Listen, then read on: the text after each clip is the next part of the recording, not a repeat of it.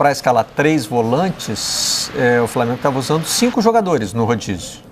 E um está indo embora. Sim. Que é o André, você disse. Sim. E falava-se também de uma possibilidade da saída do Ilharão, uma indicação do Jorge Jesus. Mas vamos lá. Hoje estão no grupo o João Gomes, elogiado aqui por vocês e fez falta no jogo de ontem, o Thiago Maia, o Ilharão e o Diego Ribas, que ontem entrou pela primeira vez como titular com o Dorival. Eu não sei se foi em todos ou em quase todos os jogos o Diego esteve em campo com o Dorival Júnior, né? Mas normalmente entrando naqueles 5 minutos finais, ali 5 minutos, estou dizendo assim, de forma genérica, entrando já mais para o fim do jogo, né? Então assim, reduz um pouco o rodízio com o Flamengo não exercendo a opção de compra do Andrés Pereira, que é o que a gente está entendendo que vai acontecer, né? Não sei se o próprio André já entendeu. Ontem ele estava ainda na dúvida na entrevista coletiva. Mas ele mesmo deixou muito claro que não é ele que escolhe, né? Assim, existe aí um direito de compra que o Flamengo não exerceu. Estava lá na mesa. Flamengo, você tem o direito de exercer aqui. Acaba agora. Você tem a possibilidade de exercer esse direito de compra. Mas você tem que pagar o valor cheio. Então, o que acontece é o seguinte. Hoje, existe uma proposta do Fulham em libras. É difícil a gente entrar em dinheiro, né, em moeda, porque a gente está numa desvantagem gigante. Sim. Quando a gente começa a conversa falando de dinheiro. E hoje essa proposta ela chega a quase 60 milhões de reais, não vou nem falar em libras. A proposta inicial, o Aelo me ajuda aqui, se eu estiver equivocada, chegava perto dos 50, 40 milhões de reais, que era o que o Manchester United pedia ao Flamengo. Só que o Flamengo não exerceu esse direito de compra. O Flamengo virou para o Manchester United e falou assim, pode levar o jogador que eu não vou pagar isso que vocês estão pedindo. Eu posso pagar um pouquinho menos, não teve assim? Teve uma proposta. Mas aí aparece uma outra proposta. E o Manchester United, no fim das contas, sabe que o Flamengo tem grana para exercer esse direito de compra. Não exerceu porque não quis. Porque não se interessou o suficiente ou não quis gastar o suficiente por esse jogador. Aí são 2 discussões, Barreto, que a gente pode abrir aqui. Se o Andrés Pereira vale tudo isso, se o Flamengo precisa de fazer isso... E se o Flamengo já não pagou por outros jogadores... Gente, vamos esquecer um pouquinho o problema da Libertadores lá. Porque se a gente ficar só em cima disso, a gente não dá valor nenhum pro Andrés. E o quanto o Flamengo já pagou por jogadores com muito menos valor e hoje muito menos utilizados no elenco, que são superiores a esse valor. Então são várias discussões numa só.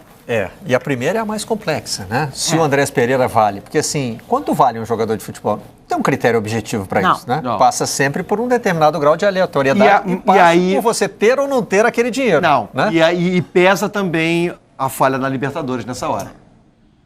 Isso pesa quanto o Andrés. Muito.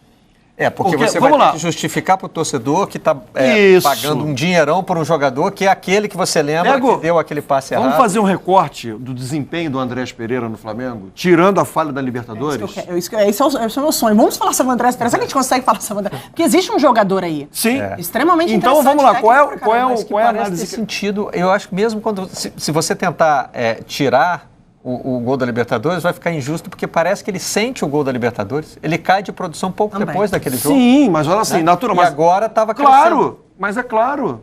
Agora, assim, é um jogador que mostrou que a falha cometida pode ter o abatido. Claro que, imagino, né, a enxurrada de críticas que ele sofreu, enfim, tudo isso. Mas, por exemplo, só o fato dele ter jogado ontem, no último dia, já demonstra o seguinte, que é um jogador que tem uma personalidade. É um jogador que não se esconde, porque ele poderia dizer assim, tô indo embora na quinta-feira, né, tem o jogo da volta, poderia muito bem, sabe, deixar de lado, não, mas ele foi lá e se apresentou, acabou fazendo o gol. Então, se a gente tirar a falha da Libertadores, é assim, e o Flamengo sendo, 10 milhões de euros para um clube que não tem a saúde financeira do Flamengo, não vale a pena. Agora, 10 milhões de euros para um clube que já gastou 43 milhões de reais no Vitinho, vale a pena. Mas olha só, você tem que ver o momento também que você pode ou não pode gastar.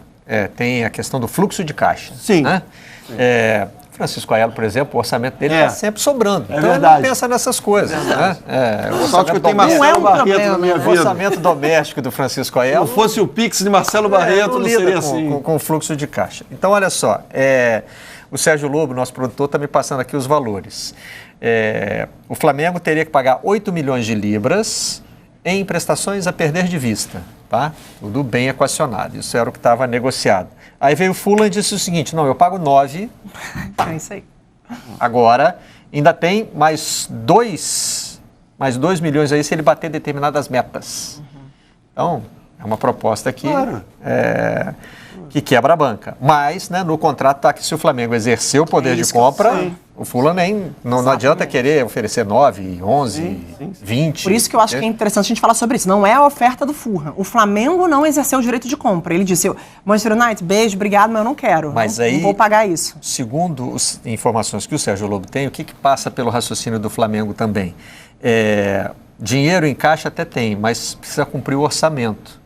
E o Flamengo está num momento super delicado do orçamento. Porque você faz, o Rodrigo Capello já ensinou isso pra gente nas participações dele, né? O clube faz o seu orçamento baseado também em projeções. Sim, de classificação, né? E hoje no Flamengo impera uma incerteza sobre o que vai acontecer nessas competições eliminatórias, né? Você tem um confronto contra o Atlético que não está bem encaminhado. O Flamengo precisa virar. Né? Tem condição de virar? Tem, mas assim, pensando em orçamento, não é uma coisa, não, esse dinheiro já está no caixa, vamos embora. Não é. Mas eu pondero com uma coisa, se fosse um jogador fundamental, pagaria. Pagaria. Esse é o ponto pra mim. Entra tudo no raciocínio. Tudo. Não é. Eu entendo. Eu entendo que não seja o momento do Flamengo pagar por esse jogador. Eu entendo. O Arrascaeta em 2019. Pagaria. Porque vai ser. Ninguém ia pensar nisso. Não vai nem pensar. Não pagou ao Pedro? O Pedro? Por quê? Porque o momento era outro. O momento era outro. Acho que é por isso a angústia do Andrés. O Andrés está quase assim, gente, eu quero muito ficar. E o Lucas Silvestre foi muito elegante ontem na coletiva. Achei bem interessante a forma como ele fala sobre o talento do Andrés. É um jogador que, apesar de tudo, cara, muitos iam querer fugir do Brasil, assim, depois de todas as críticas, que massacrado. Eu falar, cara, meu irmão, eu quero jogar aqui nunca mais. Me leva para outro lugar, deixa eu ser feliz. Ele não, ele tem uma vontade, um desejo de reescrever a história dele. Eu acho isso bem interessante, por ser um jogador, assim, eu gosto muito do Andrés como jogador, assim. Eu acho que ele é um jogador técnico, ele é um jogador que poderia ser importante para a temporada. E ele é um jogador que hoje, para mim, só não fica porque não é fundamental.